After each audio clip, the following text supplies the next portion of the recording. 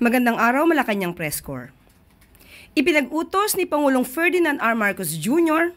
ang pagkakaroon ng lifestyle check sa lahat ng mga opisyal sa gitna ng investigasyon patungkol sa maanumalyang flood control projects. Kasabay nito, binigyan diin ni Pangulong Marcos Jr. ang tuloy-tuloy na pag-check sa mga records ng DPWH kaugnay sa mga maanumalyang proyekto. Ongoing din ang investigation ng pamahalaan upang matukoy ang mga nasa likod ng mga proyektong dapat sana ay makakatulong sa solusyon ng malawakang pagbaha sa bansa. Sa ngayon, umabot na sa 11 projects ang personal na na-inspeksyon ng Pangulo sa Marikina, Iloilo, Bulacan at Benguet. Ilang araw matapos na matanggap ang mga reklamo sa sumbong sa pangulo.ph. As of 9 a.m. today, umabot na sa 9,020 na reports kaugnay sa flood control projects ang natatanggap ng Pangulo. Muling hinihikayat ng pamahalaan ang taumbayan na makialam at isumbong sa Pangulo ang mga questionabling flood control projects. Paano kung kaalyado ninyo? Sorry na lang. Hindi na kita kaalyado kung ganyan ang ginagawa mo. Ayaw na kitang kaalyado. It might be a little painful. Baka masangkot dyan yung mga tao na malapit sa atin. Ngunit kahit malapit sila sa atin, mas malapit naman siguro sa puso natin yung taong bayan. Kaya silang unahin natin. At maaari na po tayong tumanggap na inyong mga katanungan. Please be reminded that only one follow-up question is allowed. Thank you. Para po sa unang katanungan, Ms. Maricel Halili, TV5. Magandang umaga po, Yusek. Yusek, tungkol po kay General Torre, ano po yung posisyon na sinasabing pwedeng ialok ng Pangulo kay General Torre? Hindi pa po natin maisisiwalat ang detalye patungkol po dito. Pero confirm po na may inaalok pong posisyon.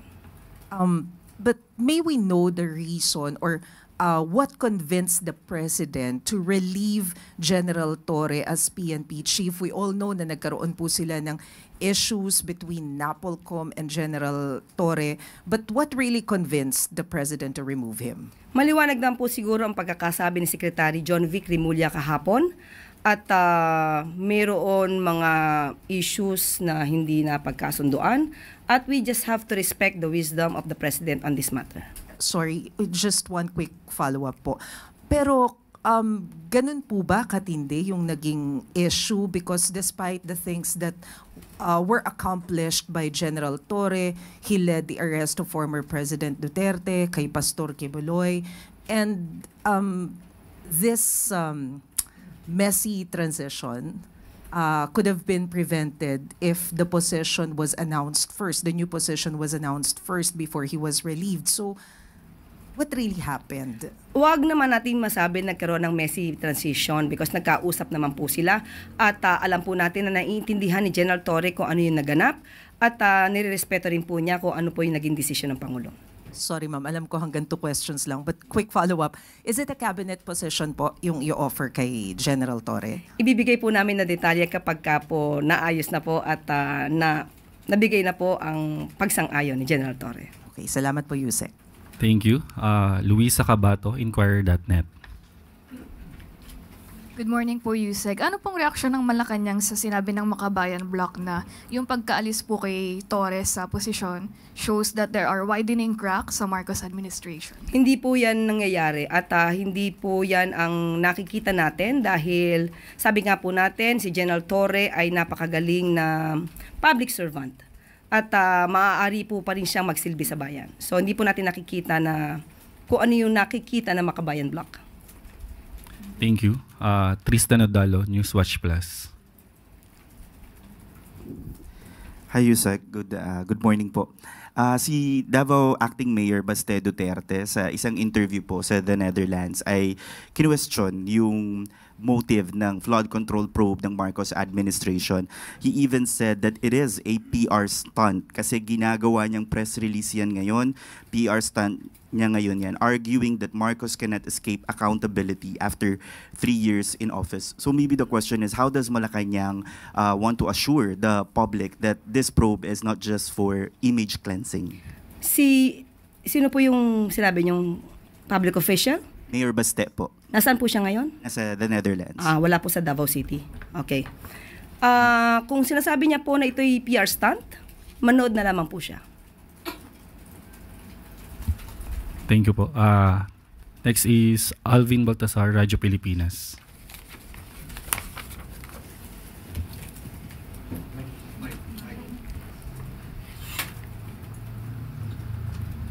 Yusek, good morning po. Yusek, meron po ba tayong timeline para masampahan na finally ng kaso yung mga taong involved dito sa flood control projects sa Anomaly? Para makapag-request na rin tayo ng whole departure order kung sakasakali man doon sa mga taong sangkot at hindi makalabas ng bansa. Sa ginagawa pong pag-iimbestiga ng Pangulo dito, ito naman po ay hudyat na rin po para sa mga ibang government agencies like COA, BIR, LGUs, Bureau of Customs, na magkaroon po ng pag-iimbestiga rito. Maraming po tayo nakikita na maraming nagkakaroon ng luxury cars. Malamang ay dapat makita rin po ito ng BOC kung ito po ba ay bayad sa mga taxes na required. At sa mga LGUs po, kung makikita po natin na itong mga contractors na to, mga kontratista na to ay napakalaki ng mga proyekto at malaki ang kanilang kinikita. Tingnan po nila kung ito po ay naaayon din sa mga MERS permit or business permit na kanila binabayaran sa LGUs. Pati po sa BIR. So, ito po yung pag-iimbestiga ng Pangulo ay hudyat sa bawat ahensya na gawin din nila ang kanilang trabaho upang mag-imbestiga patungkol dito. Follow up po, Sir Ivan Mayrina, GMA. Yusek, related po doon sa binanggit ninyo in opening this briefing. You said that the President ordered a lifestyle check amid investigation. Can you tell us more about this? Sino ho ang saklaw nitong lifestyle check na ito? Unang-una po, hindi po natin makakaila na mayroong mga DPWH officials na sinasabing involved at malamang ay magsimula sila doon. So far, ang nababanggit na ho ng Pangulo, mga kontrata, mga contractors, of course, officers or officials of the Department of Public Works and Highways. Pero wala pa ho siya napapangalanan na politiko. Kongresista, senador, o kung sino mang posibleng involved dito sa mga proyektong ito. Is the President getting there? Mangyayari po kaya to? Definitely. Sinabi naman din po ng Pangulo na hindi ito titigilan at tatapusin niya to bago siya matapos ang termino. Panghuli po, nabanggit ng Pangulo mismo sa kanyang bibig nang galing, I am getting very angry with what I'm discovering about all these flood control projects. Ano hong ibig sabihin kaya nito? What can the public expect to come out of this anger? Magdidemanda po talaga sa sampa ng kaso ang dapat masampa ng kaso. Walang sisinuhin, walang malapit sa puso, walang kaalyado, kung sino man ang involved dito, sasampa ng kaso. Thank you. Thank you.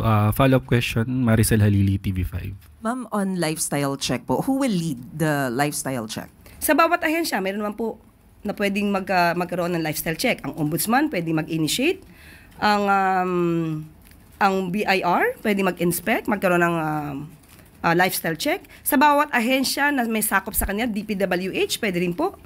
So yun po, kung sino po yung may ahensya na dapat magkaroon ng pag-lifestyle check, gawin po nila. Although magsisimula po sa DPWH, pero will this cover all departments po under executive? Lahat na may involved patungkol muna sa flood control projects na maanomalya. Salamat po. Thank you. One last follow-up, Alexis Romero. Yusek, so it will cover everyone. But given na may mga nagsasabing yung corruption is deeply entrenched within the bureaucracy, how do we ensure the independence of such investigations considering yung sabi ninyo, each agency will conduct its own? Nagsalita na po kasi ang Pangulo. So dapat ang bawat ahensya ay tumupad sa kanilang tungkulin. Asahan po natin dapat at bigyan po din natin sila ng karampatang tiwala. At kapag pinakita din tayong anomalya sa kanilang pag-iimbestiga, magiging questionable rin po ang kanilang pagtatrabaho at malamang masama rin sila sa pag-iimbestiga. So you can guarantee that this will be independent and it will not be partisan? Definitely. Salamat po. Maraming salamat po. Para po sa susunod na katanungan, Ana Badjo, GMA News Online. Good morning, ma'am. Ma'am, kamustahin lang po namin yung level of trust and confidence ni Presidente kay Secretary Bonoan given ng mga developments sa flood control probe. Buo pa rin po ba yung kumpiyansa ng Presidente kay Secretary? Sa ngayon, wala naman pong nababanggit na anuman ng Pangulo. So kung meron man magiging aksyon patungkol kay Secretary Bonoan, hintayin na lamang po natin. Pero so, as of the moment, nandiyan pa rin po ang trust niya. Ma'am, yung nabanggit ni former DPWH Secretary Singson na nakatanggap siya ng fillers from the palace para bumalik sa DPWH as Secretary. Confirm po ba na may ganito pong fillers ang palace, ma'am? Sa ngayon po ay itatanong po natin, bibigyan ko po kayo ng detalye patungkol po dyan. Thank you, ma'am. Thank you. Clay Perdilla, PTV4. Good morning po, Yusek. Yusek, can you confirm the revelations of Kong Ridon that ghost and substandard projects in Bulacan and in Benguet were included in the NEP, possibly making DPWH sole responsible for this? How did the President confront Secretary Bonoan at ano po yung naging response niya? Kung yun naman po ay a priority project at naaayon sa NEP, mas accountability is stricter. Mas lalo itong tututukan ng Pangulo. Pero ito man po ay nasa NEP o parte ng insertions at proyekto ng ibang mga politiko, hindi po nangangahulugan na hindi imbestigahan. Lahat po yan, pantay-pantay na imbestigahan. Tristan Odalo, Newswatch Plus. Hi, Yusek. On another topic lang po. Yung legal counsel ni former President Rodrigo Duterte, si Nicholas Kaufman, na-interview po siya and sinabi niya na he is asking na makapag-usap with the Philippine government and said, I want to negotiate the former president's return now to the Philippines. Will Malacanang even open its doors to this request of Mr. Kaufman? Wala pa pong request kami natatanggap. But kung dumating man po yung request, ma'am, willing ba ang Malacanang makipag-usap? It's so hypothetical right now. So magbigay muna siya ng request. Okay. Thank you. Bettina Unite, Manila Bulletin.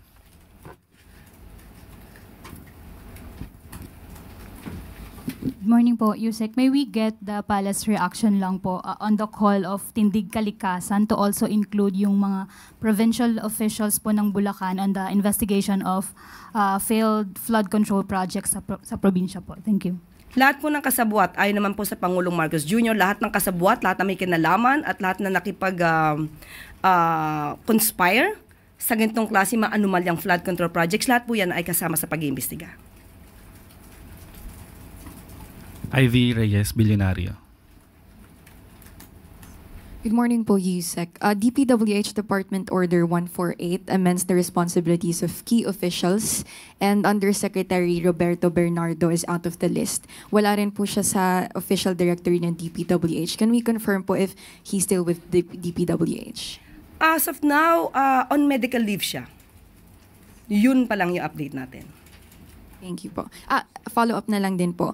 Yun pong contractor sa Benguet rock netting project at rockshed project ay dating tumakbo po under Partido Federal. May comment po ba ang palace on this? Kaalyado o hindi kaalyado, kung sila po ay kasangkot sa mga anomalyang project, paiimbestigahan din po yan. Thank you po. Tuesday New, DZBB.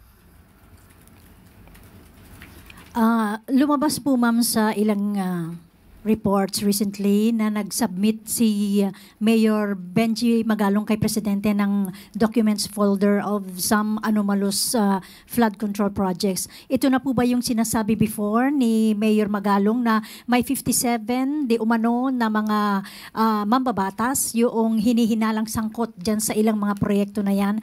At kung sakali, ma'am, na kay Presidente na at pinag-aaralan na yan, ipapatawag ba niya for a one-on-one meeting si Mayor Magalong para malinawan yung mga dokumento na yan? Opo, nakapag-submit po ng mga dokumento si Mayor Magalong kay Pangulo at ang Pangulo naman po ay open na makausap si Mayor Magalong. Kahit naman po sino ay open ang Pangulo kung ito naman po ay patungkol sa mga anomalyang flood control project. So, kahit sino po, lalo-lalo na po si Mayor Magalong, welcome po ang Mayor para makausap po ang Pangulo patungkol po dyan. Another follow-up, ma'am. Just today, ma'am, may statement si Senador Panfilo Lacson na masakit man daw niyang sabihin pero dinescribe po niya ang DPWH as one big criminal syndicate ngayon dahil doon sa mga anomalous flood control projects. Ano po ba ang pwedeng gawin ng palasyo para yung ganitong image sa DPWH na laging nadidikdik ay mawala naman sa isip ng publiko? Opo, kaya nga po hindi nagbabanggit agad ang Pangulo kung sino man agad ang involved dito dahil ayaw niya pong makasagasa ng mga inosenteng tao na hindi man involved. Kung yan po ang pananaw ni Senator Lacson, tandaan po natin hindi naman po lahat ng tao sa DPWH ay maaaring involved. At katulad ng ginagawa po ng Pangulong Marcos Jr., pinapaimbestigahan niya po lahat para po malinis at maiayos kung ano po ang naging pagkakamali sa mga maanumalyang flood control projects. Thank you, ma'am. Salamat. Eden Santos, Net 25. Yusek, good morning po. Sa kabila po ng paulit-ulit na sinasabi po ng gobyerno, especially ng Malacanang, na lahat ng involved sa anomalya po sa flood control projects ay kakasuhan kapag talagang napatunayan po na sangkot sila. Sabi po ng ilang mga kritiko ng administrasyon, itong investigasyon daw po sa anomalya sa flood control projects ay mauuwi lang din sa mga Duterte. Ano po ang reaction ng palasyo dito? Ba't naman nila masasabing mauuwi sa mga Duterte? May kinalaman ba mga Duterte sa mga maanumalyang flood control projects? Kung mayroon po, malamang makasuhan din sila. Thank you po. Salamat. Christian Bascones, PRTV.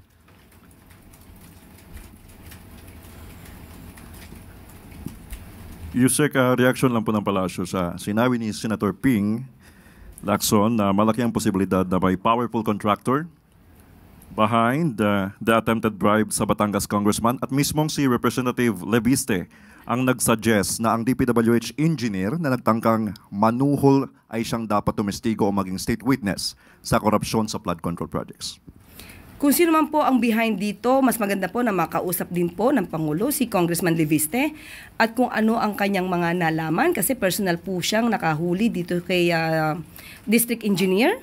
At most probably, may mga kontraktor na nabanggit dito. So, mas maganda makipag-ugnay sa Pangulo para kung sino man ang mga malalaking tao di umano na behind dito, ay dapat di makasuhan. Hindi lamang po yung district engineer. Okay. Balik lang ako doon sa pinag-usapan natin before kay General Nicolas Torre po. Quoting political analyst Ronald Llamas, comment niya sa pagtanggal kay Torre na posible raw po ay masyado na siyang sikat or he outshine the master, which he refers to Torres superiors like the President and DILG Secretary. Reaction po doon. Opinion po yan ni Mr. Llamas. So, yun lang. Samuel Medinilla, Business Mirror. Good morning, ma'am. What measures will the government implement to ensure rice prices will remain stable once the 60-day import ban takes effect next month? Okay, ayon po sa DA, nakausap po natin, ay magkakaroon sila ng price monitoring to enforce the maximum suggested retail price at nakikipag-usap din po sila sa stakeholders, mga farmers, millers, traders, para hindi po manipula ang presyo at nagkakaroon din po sila ng monitoring ng bigas weekly nationwide. Pa-start na nga din po ang harvest season. So, with that, nakikita po natin na tama po ang supply ng bigas sa atin mula sa local farmers. So, wala po masyadong iniisip na magiging problema ang DA patungkol sa supply ng bigas. Ay, ma'am, follow-up lang po. Yung in-announce po yung suspension doon sa pag-import ng bigas, na sabi po yun yung nasa India state visit. Sa ngayon po ba, meron na po bang na-issue na document, executive order, or kahit anong issuance for the implementation of the ban? Bibigyan ko po kayo kung maibibigay din po sa akin, pero ang patungkol po dyan na issue, mas palalawigin po natin bukas. On another topic po, meron na po bang mga flood control projects yung nasuspend amid doon sa ongoing investigation ng mga anomalous flood control projects? Meron na po na-suspend. Sa ngayon po ay nakikipag-meeting pa po lahat ang mga maaaring magrebisa pa. No, maliban sa Pangulo, magrebisa ng mga records at malamang bukas din po muli ay magkakaroon tayo ng update. Thank you po, ma'am. Follow-up question, Chloe of Ana, Business World. Morning, Yusek. Regarding po sa rice importation freeze, nabanggit po ni Secretary Kiko Laurel na open si President sa pag-extend ng 60 to 90 days. Can the Palace confirm that po? Ngayon po, opinion po yan ni Secretary Kiko, pero magkakaroon pa po ng meeting. Muli, ang issues na to ay ibibigay po natin ng update by tomorrow. So as of now po, yung pa rin pong 60 ang Yes. Opo. Thank you. Thank you. Next is Alvin Baltazar, Radyo Pilipinas.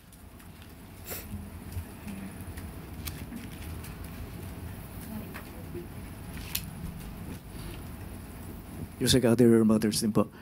Yusek, we heard that the President will go to Cambodia.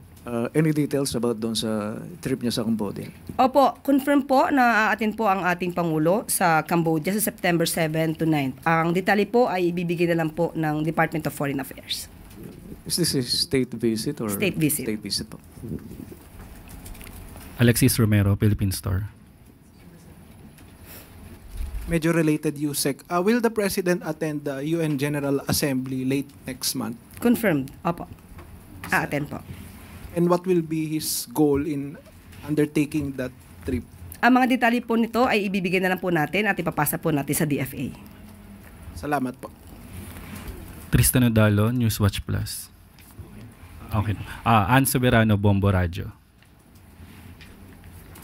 Yusek, good morning. Balik lang po ako doon sa issue ng reaction lang po from the Palace, yung nangyaring panunuhol po ng isang district engineer from Batangas kay Representative Leviste. Accordingly po, itong mga district engineers daw po ay ginagamit na bagman ng mga malalaking kontratista. Ano po yung reaction ng Malacanang? Kahit po naging bagman lang ang naging papel nila, kasabwat pa rin po sila. So, muli panawagan ng Pangulong Marcos Jr. sa taong bayan, kung kayo may kinalaman, kung sino man ang maaaring dapat na makasuhan, isumbong lamang po sa Pangulo. Thank you. Maraming salamat, Yusek. Ayon sa direktiba ni Pangulong Marcos Jr. na pagtibayin pa ang food security sa bansa, maglalabas ng 1.2 million bags o maaaring umabot sa 100,000 metric tons ng local rice ang Department of Agriculture sa pamamagitan ng auction ngayong linggo. Inaasang aabot sa 25 to 28 pesos per kilo ang floor price ng bigas depende sa edad nito. Layunin din ng auction na paluwagin ang mga bodega para makapag-imbak pa ng karagdagang supply ng bigas. Ibig sabihin, maganda ang ani ng ating mga magsasaka. Sa kabilang dako ay magre-release din ng 100,000 metric tons of rice para palawakin ang benting bigas. Mayroon na program ng administrasyon at makatulong sa pagbabantay ng presyo ng bigas sa merkado. Naninindigan ang DA na hihigpitan ng ahensya ang pag-monitor sa presyo ng bigas upang matunton kung sino ang mga mapang-abusong balak magmanipula ng presyo nito. Patuloy naman ang konsultasyon ng ahensya sa mga magsasaka, millers at traders para maiwasan ang price manipulation sa bigas at ayusin ang estado sa merkado kahit na mayroong rice import ban.